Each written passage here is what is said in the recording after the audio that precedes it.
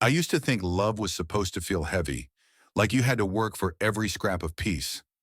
That was the lie I told myself the morning I sat in my car outside our apartment, hands shaking on the steering wheel, trying to convince myself that things between me and Claire were just going through a rough patch. But deep down, I already knew something was broken. I just didn't want to be the one to say it out loud.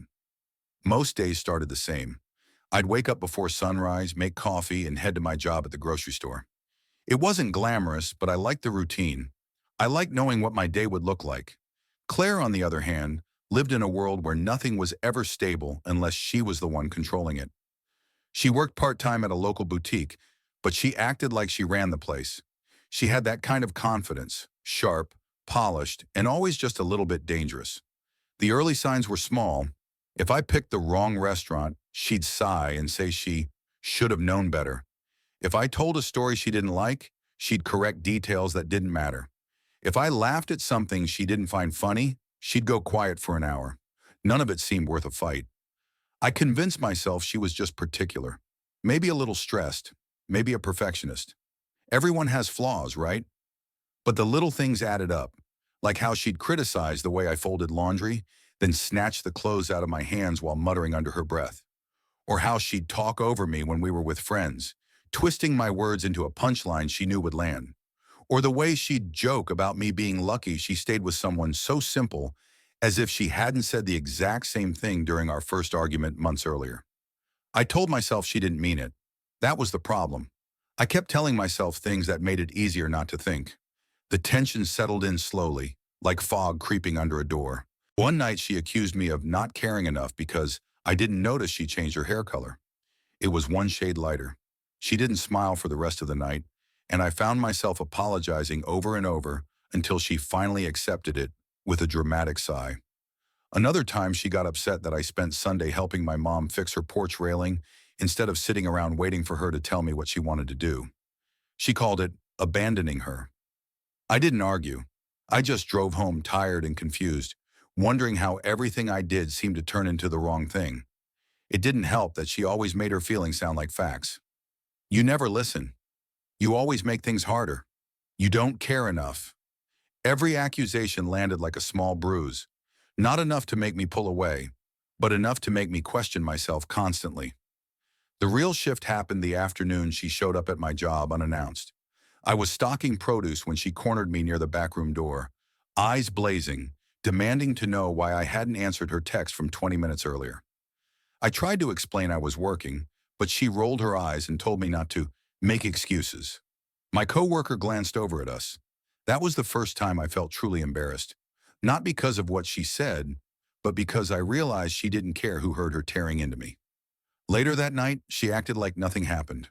She curled up beside me on the couch, tracing circles on my arm like we were still the couple she insisted we were.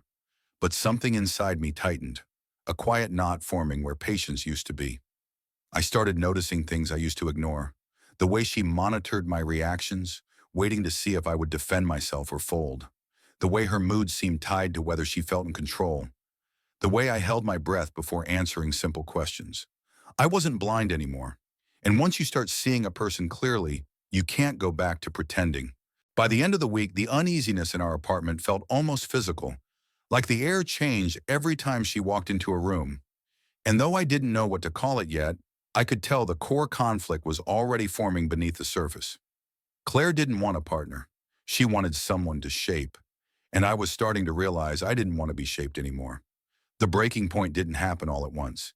It came in little pieces, stacking on top of each other until the weight of it finally cracked something open inside me. But if I had to point to the moment things shifted for good, it was the night Claire accused me of humiliating her at a friend's birthday dinner. All I did was tell a harmless story about how we tried to assemble a bookshelf together and ended up putting the shelves in upside down. Everyone laughed. Even she laughed at first. But on the drive home, she went dead silent. I knew that quiet too well. It was never just quiet. It was a countdown. The second we walked into the apartment, she exploded. She said I mocked her. She said I made her look stupid. She said I loved embarrassing her in front of people. None of it made sense, but she delivered it like a prosecutor who already had the verdict written. Every time I tried to speak, she raised her voice. talking over me until I stopped trying. Eventually, she stormed into the bedroom and slammed the door so hard a frame fell off the wall. I slept on the couch. The next morning, she acted like I owed her an apology. And the worst part? I gave her one. I gave it automatically, like a reflex, like muscle memory from months of conditioning. I realized later that I didn't even know what I was apologizing for. Around that time, she started keeping little tallies of my supposed mistakes. You forgot to buy the oat milk again. You didn't text me when you got off work. You didn't ask about my day first. You left the light on in the hallway. Each one was delivered with the same sigh of disappointment, as if she'd been expecting me to fail. When I pointed out how uneven things felt between us, she tilted her head and said, "You're being dramatic." That phrase stuck with me. Whenever someone tells you you're overreacting to being hurt, you start questioning your own pain. The tension grew thicker. I felt it when I came home from work and paused before turning the key, not knowing what version of her I'd find inside. I felt it when she'd make snide comments disguised as jokes, watching my face closely to see how much I'd tolerate. I felt it when she started scrolling through my phone just to look at something, but lingered too long on my messages. One Saturday afternoon, I overheard her on the phone in the bathroom. She didn't know I was home yet. Her voice was sharp, sarcastic, almost mocking. She said she was exhausted from babysitting a grown man. She said she deserved someone more ambitious. She said she had to drag me through life. I stood frozen in the hallway, listening to her tear me apart to someone else with the same ease she used when doing it to my face. And I don't know why, but that moment hit harder than any argument. It felt like someone snapped a rubber band inside my chest. When she walked out and saw me standing there, she didn't even look surprised. She just lifted her chin, daring me to challenge her. And when I didn't, when I simply brushed past her and went to the kitchen, she smirked, this tiny, satisfied curl of her lip. That smirk is what did it. It was the look of someone who believed she had me completely figured out. Someone who thought I wouldn't fight back because I never had before. Someone who enjoyed the power too much to hide it anymore. That evening, I sat alone on the balcony, listening to the traffic hum below and trying to remember what it felt like to breathe normally. It was the first time I let myself acknowledge the truth. This wasn't a rough patch or misunderstandings or two people who needed better communication. This was a toxic relationship, and I was losing myself inside it. I thought about how she twisted every situation, how every apology flowed one way, how she fed off control like it was air. I thought about how far I drifted from the person I used to be. Someone steady, someone kind, someone who didn't walk around on eggshells. By the time I went back inside, I knew something had changed. I wasn't angry. I wasn't scared. I was done. Not done in the dramatic, storm out with a suitcase sense. Not even done in the I'm leaving tomorrow sense. Just done giving her the power she'd taken little by little. And I understood then that if I wanted out, I couldn't confront her head on. She'd twist it. She'd guilt me. She'd pull me back in. No, if I was going to break free, I'd need to be smart, quiet, patient. And for the first time in months, I felt a spark of something warm in my chest. I think it was the first hint of revenge. Once the decision settled in, something inside me shifted. I stopped reacting to Claire the way she expected. I didn't argue, didn't rush to fix things, didn't justify myself every time she launched into another accusation. I just listened, nodded, and let her think she still had everything under control. It was amazing how quickly she relaxed once she believed the old dynamic was back. But I wasn't slipping into the role again. I was studying her. The first part of my plan was simple. Pay attention. Claire loved keeping score, but she was terrible at hiding her own patterns. Every time she insulted me, every time she twisted the truth, every time she went off on someone else, I wrote it down. Not dramatically, not in some secret folder, just in the Notes app on my phone. Dates, quotes, situations. I wasn't planning to use it against her in some grand scheme. I just needed clarity. I needed to see the whole picture laid out without the emotional fog she built around us. And the more I documented, the clearer things became. Then came step 2. Stop feeding her version of reality. When she exaggerated something, I stopped apologizing automatically. I'd calmly say, "That's not what happened." then go silent. My silence rattled her more than shouting ever did. She'd fidget, pace, throw out more accusations. But without me playing along, the conversations fell flat. She didn't know it yet, but she was losing control. Around that time, I also started reconnecting with people she'd slowly pushed me away from. My mom, my buddy from high school, even my old neighbor who used to invite me to Sunday barbecues. Claire had always found reasons to complain about them. They drain your energy, she'd say, or they're holding you back. But the truth was simple. She couldn't stand anyone who reminded me of who I was before her. While she was busy thinking she'd won me back, I was quietly rebuilding my support system. Step 3 was the practical part: prepare an exit. I put aside small amounts of money from every paycheck, cash tucked into an envelope I hid inside an old shoebox in my trunk. I updated my ID and documents so she couldn't claim I'd lost anything. I offered to help my mom repaint her spare room, casually asking if she ever thought of renting it out again. She smiled, said she liked having it empty, just in case. Just in case. That was enough. And then, Claire made everything much easier for me.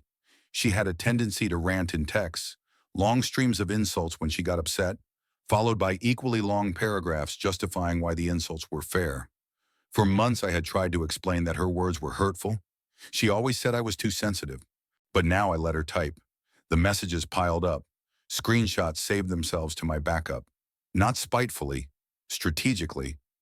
I didn't want to destroy her life. I just wanted proof of what I had lived through, in case she tried to twist the breakup into something else. People like her hated losing control. I knew she wouldn't go quietly. The final push came 2 weeks later, when she blew up over something ridiculous. Me forgetting to move her laundry from the washer to the dryer while I was cooking dinner. She unleashed the usual insults, but this time she added something new. I swear, sometimes I think you'd fall apart without me telling you what to do. Instead of shrinking, I just looked at her. Really looked at her. And for the first time, she looked small to me. She kept going, piling on more words.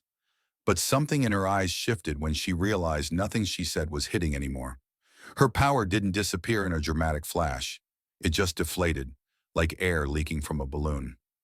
That night, she went to bed irritated and confused. I stayed on the couch and finalized the last step. Step 4, leave on my terms, not in chaos. I packed a small bag quietly, only essentials.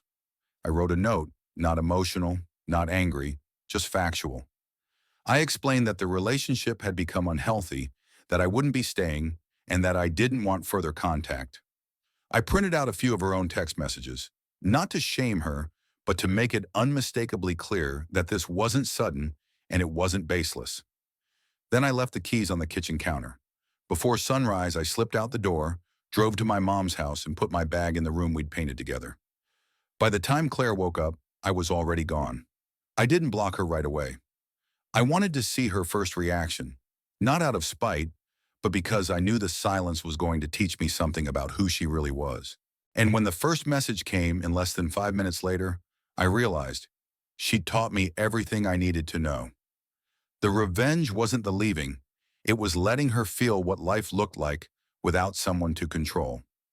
Claire's first message wasn't angry. It was confused, almost gentle, like she'd shifted into the version of herself she used when she wanted something. "Where are you? Did you go for a drive? Can we talk?" I didn't answer. 10 minutes later came another. "Babe, seriously, what's going on?" Then a third, a fourth, each one shorter than the last. By the end of the hour, the tone flipped. She accused me of being dramatic, of running away from a normal couple's disagreement, of trying to punish her. She wrote paragraphs about everything she claimed she'd done for me, as if love were a ledger she could use to win me back. I still didn't respond. Around noon, the real meltdown hit. Now she demanded to know where I was. She said I owed her a chance to explain herself. She said leaving without warning was emotional abuse, a phrase she'd tossed at me so many times that seeing her use it now felt surreal. I sat on my mom's porch, sipping coffee, watching the messages appear one after another. My heartbeat didn't spike. My hands didn't shake.